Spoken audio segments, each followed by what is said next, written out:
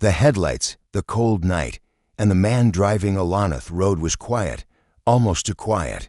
As the black car moved slowly through the narrow lanes just outside a small town in California, the moonlight reflected off the wet asphalt.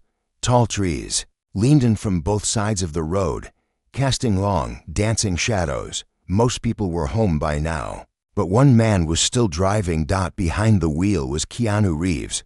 He wasn't in a rush. He wasn't heading to a red carpet or a film set. He was alone, wearing a plain hoodie and jeans, with no security, no fanfare, just silence and the soft hum of the tires on the road.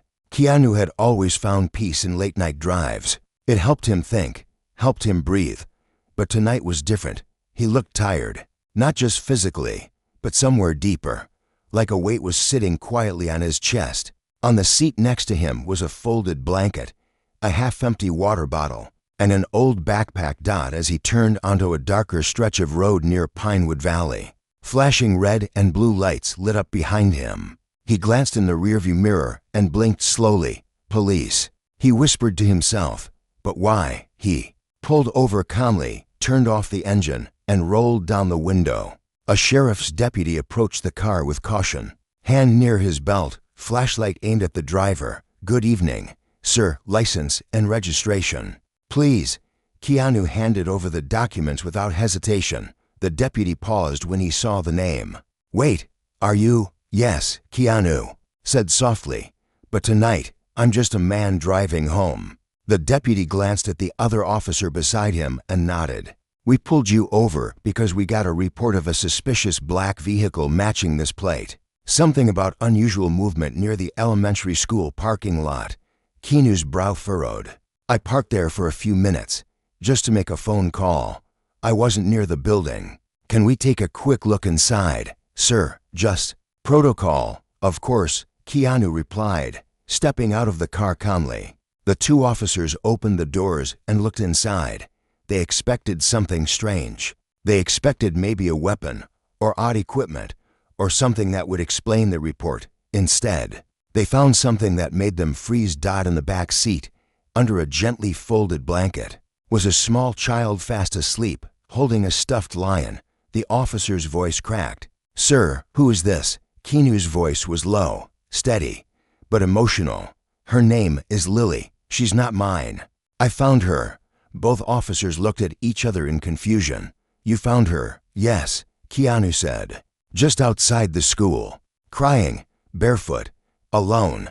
I didn't want to move her too far in case someone was looking for her. So I stayed nearby.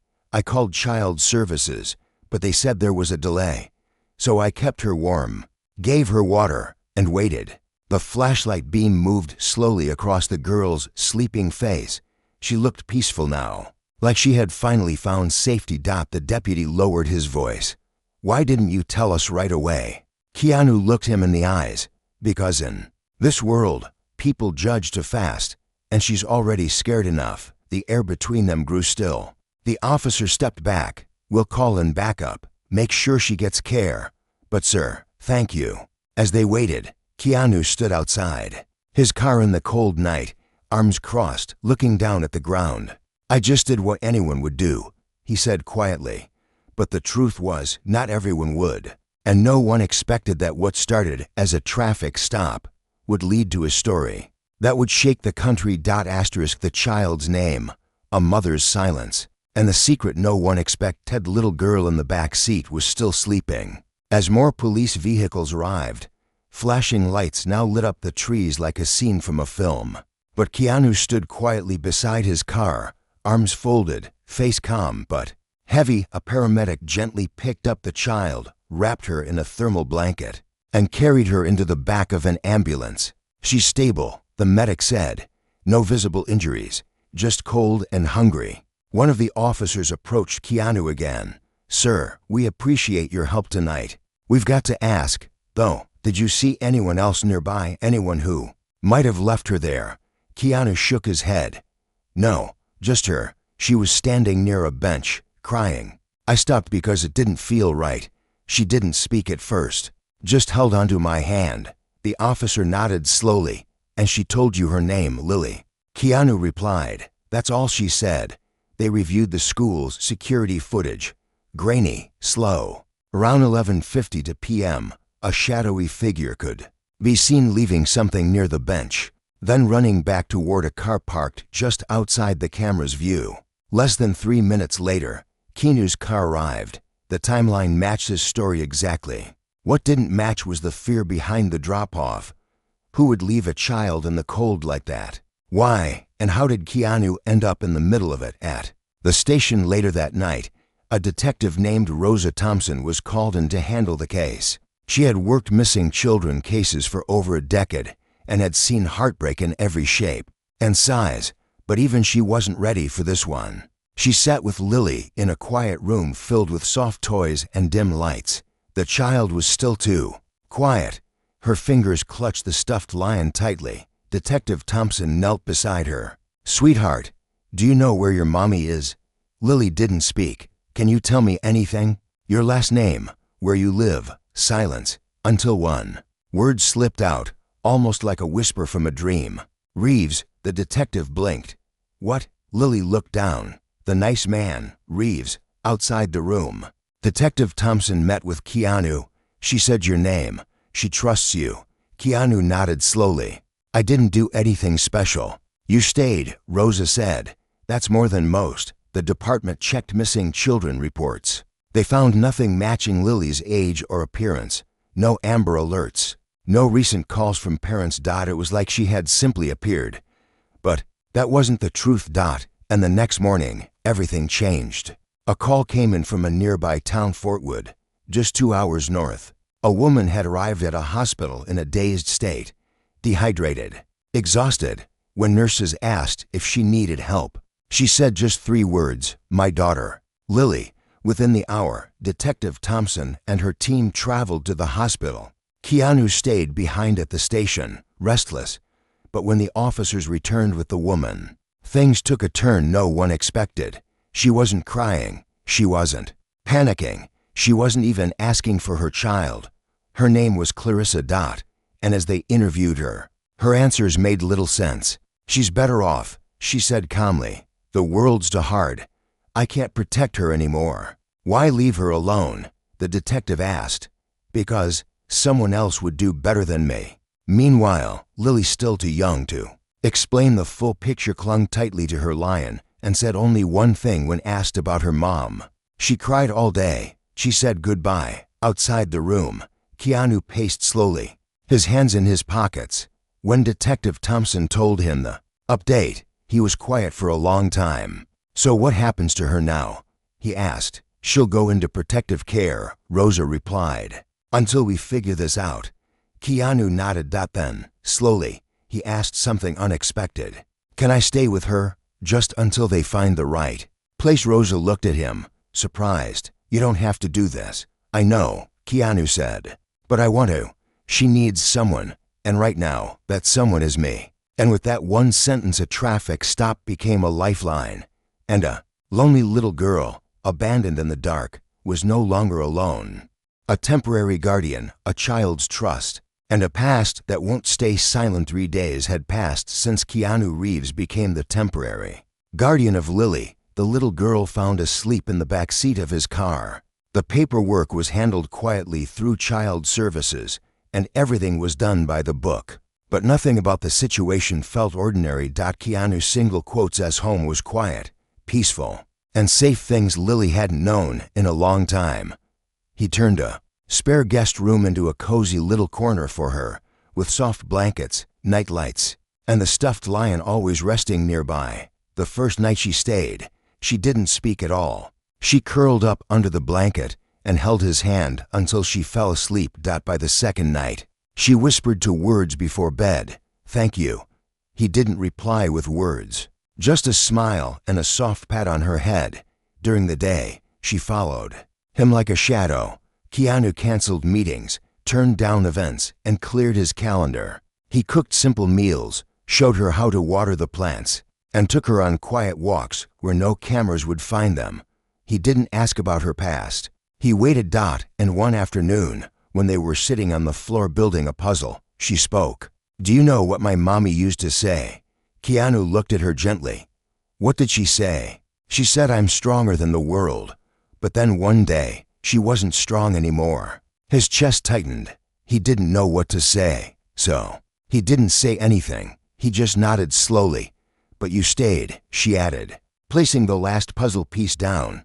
You didn't run away. Outside the house, things were moving quickly. Detective Rosa Thompson had begun digging deeper into Clarissa's background. What she found raised more questions than answers. Clarissa had no history of violence, no drug charges, no abuse records. But she had something else: hospital records. Multiple visits for anxiety, sleeplessness, untreated trauma, a silent kind of pain. The night she abandoned Lily, she had driven for 3 hours, aimless, crying behind the wheel. She left the child near the school, not to hurt her but because in her broken mind, it seemed like the safest place. But here's where things took a turn. Rosa discovered that Clarissa hadn't always been alone. 5 years ago, she had been married to a man named Eric, Lily's father. But Eric had vanished. One day, he left for work and never came home. No notes, no goodbye, no trace. And now, with Clarissa unstable and Lily placed with a temporary guardian, Rosa reopened the missing persons file on Eric. She called Keanu late that night. I have a feeling something deeper is going on, she said. This girl, she's not just abandoned. She's been running from something. Keanu glanced at Lily sleeping peacefully on the couch. Whatever it is, he said, I'll stay with her until the end. But things were about to change. Fast. The next morning, while Keanu was making breakfast and Lily was coloring at the kitchen table, someone rang the doorbell. It wasn't the press. It wasn't a fan. It was a man. Tired eyes, stubble on his face, old boots, and a photo in his hand. The photo was of Lily. The man spoke quietly. Is she here? Keanu stepped outside and closed the door behind him. Who are you? My name is Eric. I'm her father. Keanu didn't say anything at first, because something about the man didn't feel right. Not dangerous, but not honest either. Eric pulled out another photo, this one of Clarissa. She ran from me 5 years ago. He said, she told the courts I was dangerous, unstable, but it was a lie. I've been trying to find them ever since. Keanu narrowed his eyes. And now you show up. Eric nodded. I tracked them through the news report, the traffic stop. I just want my daughter back. Keanu stepped closer. You don't knock on a door like this after 5 years without proof, without explanation, and not when she's finally starting to feel safe. Eric's voice turned sharp. I'm her father. I have rights. Keanu didn't flinch.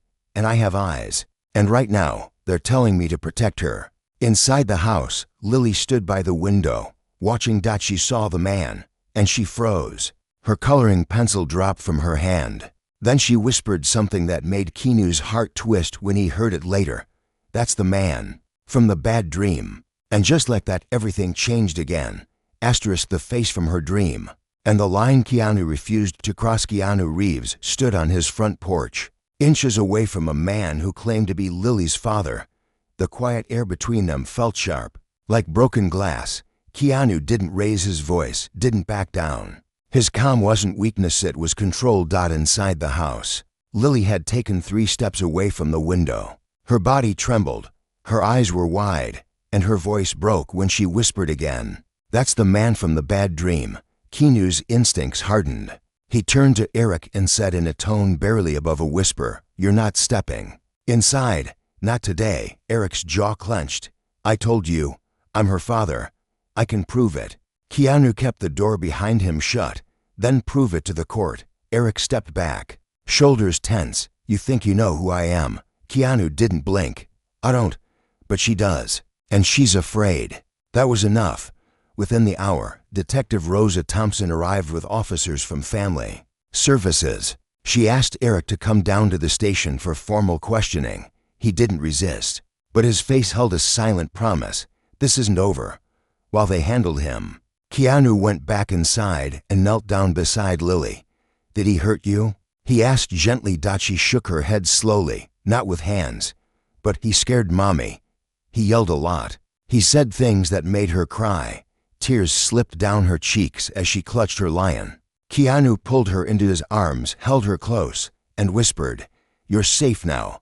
I promise. The legal side moved quickly after that. Clarissa, Lily's mother, remained under psychiatric observation.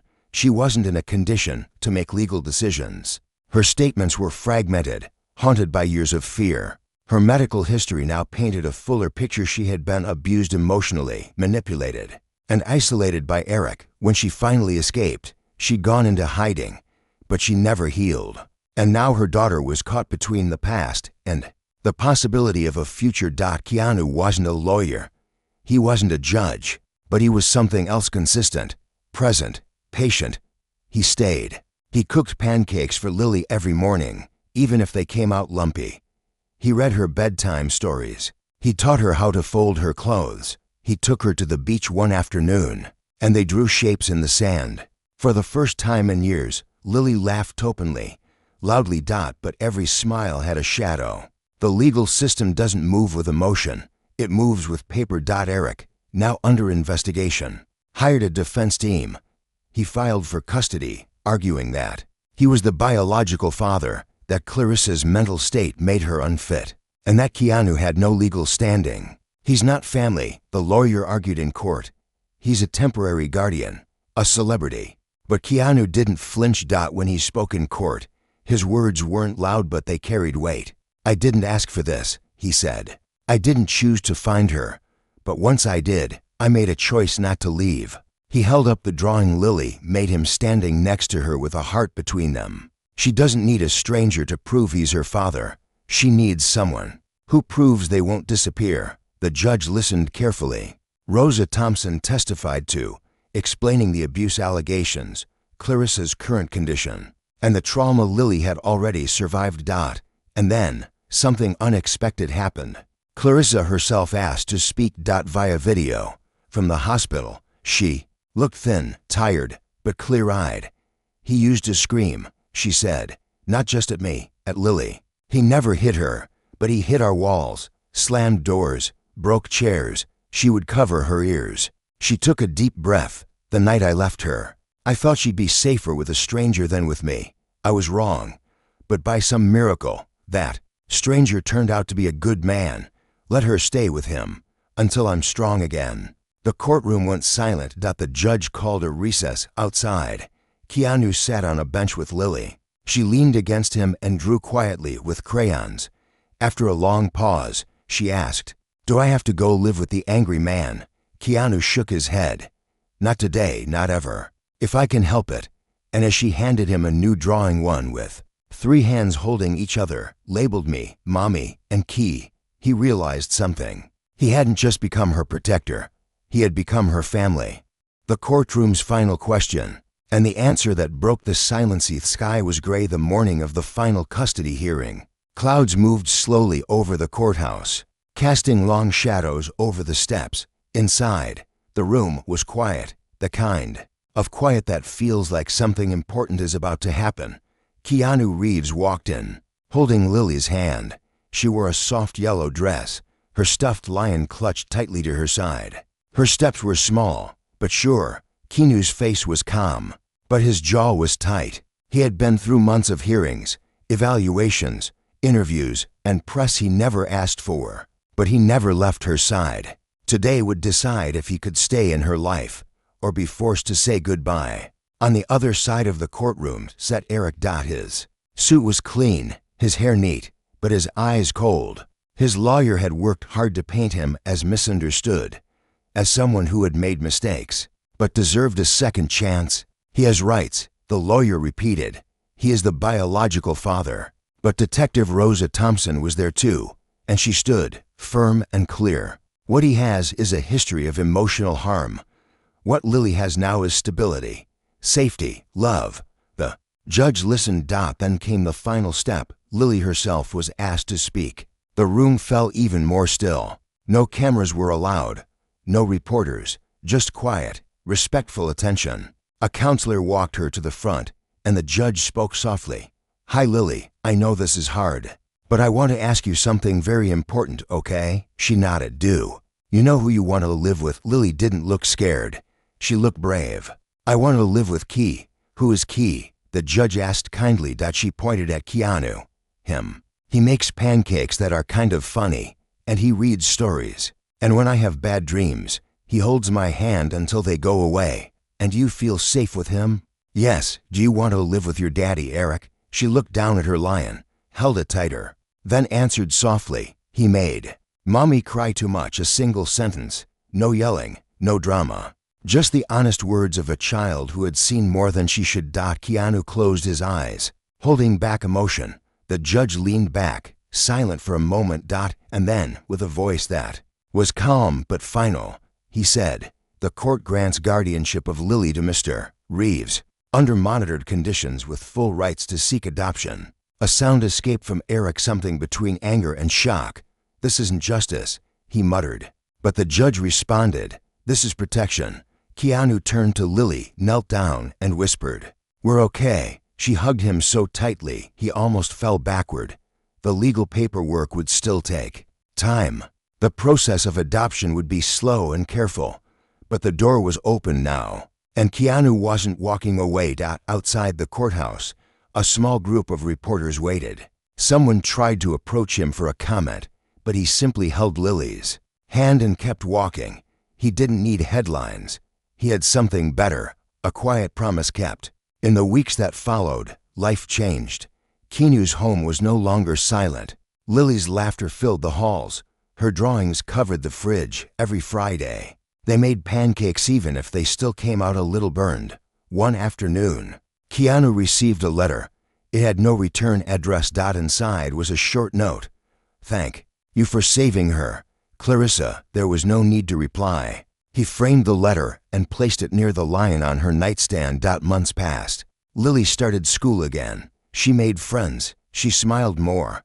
But one day, she came home with a question. Do you think I was a mistake? Keanu knelt beside her and looked her straight in the eyes. No, you were a miracle that someone didn't know how to care for. He hugged her close. But now you're home. That night, she drew another picture. This one showed a man, a little girl, and a lion sitting under the stars. And across the top, in her small handwriting, were the words, we're not lost anymore. Asterisk, a home built on healing. And the words that made the world listen. A year had passed since the cold night, when Keanu Reeves's car was pulled over by police, and they found a sleeping child inside. What began as a routine stop had turned into something life-changing. For Lily, it was the start of a new life. For Keanu, it was the quiet birth of fatherhood. Today was adoption day. The courthouse was smaller than the last one, less formal, more warm. Lily sat beside Keanu on a bench in the hallway, her feet swinging above the floor. She wore a blue dress and a tiny pin in the shape of a lion. She had chosen it herself. Do you think they'll say yes? She asked. Keanu smiled. They already did. Today is just the last page of the story. She nodded slowly, then reached into her backpack and pulled out a small, folded paper. I wrote something, she whispered. For who? For the judge, and for you. When their name was called, they walked into the courtroom together. This time, there was no Eric, no arguments. Just signatures, smiles, and one final moment of truth. The judge asked, as tradition required, Mr. Reeves, do you wish to adopt Lily with full legal guardianship and parental responsibility? Yes, Keanu said, his voice steady. And do you understand this means raising her, protecting her, supporting her as your daughter? Yes, I've been doing it already. Now I just want to make it official. The judge looked at Lily. Do you have anything you'd like to say? She nodded and unfolded the paper. Her voice was soft but clear. I used to think the world forgot me. I thought I was a mistake. But then someone found me and stayed. Even when I was scared. Even when I didn't talk. Even when I cried at night. He didn't leave. She looked at Keanu and smiled. He's my forever now. Silence filled the courtroom. Tears quietly slipped from the eyes of the clerk. Even the judge took off his glasses to wipe his face. With great joy, the judge said, I hereby finalize the adoption of Lily Reeves. The room burst into applause, not because it was loud or grand, but because it was real. After the paperwork was signed, Keanu picked her up in his arms, and she whispered in his ear, Can we go get pancakes now? Only if you promise to flip them this time. He laughed. Months later, Their story quietly made its way into the news, not because Keanu spoke about it, but because someone at the courthouse had posted a photo of the adoption day. It went viral. Millions shared it. Not because he was famous, but because it reminded people that kindness still exists. Reporters tried to ask for interviews. Publishers offered deals. Studios offered scripts. Keanu said no to all of them. But one night, he agreed to speak at a local foster youth event, not as a star, but as a parent. He stood on a small stage in front of teens who had been in and out of homes, kids who had felt lost, forgotten, unworthy. "I didn't plan to become a father," he began, "but life doesn't follow scripts sometimes. The most powerful stories begin in silence, in sadness, in fear." He paused. "But love doesn't wait for perfection. It just shows up. I gave up a seat on a plane that night, but what I got in return was a reason to stay grounded." And in the crowd, Lily stood beside Rosa Thompson and beamed. She was taller now, her eyes brighter, and her lion still with her. At home that evening, Lily placed a new drawing on the wall. It showed their house, a garden, and two hands holding tightly. On top, she had written, "From a car to a family." Keanu tucked her in, kissed her forehead, and whispered, "Good night, little lion." She whispered back, "Good night, Dad." And in that moment, under soft blankets and quiet lights, the world finally felt right. Because in a world full of rushing cars, flashing lights, and people too busy to care, one man had stopped, one child had waited. And together, they found home.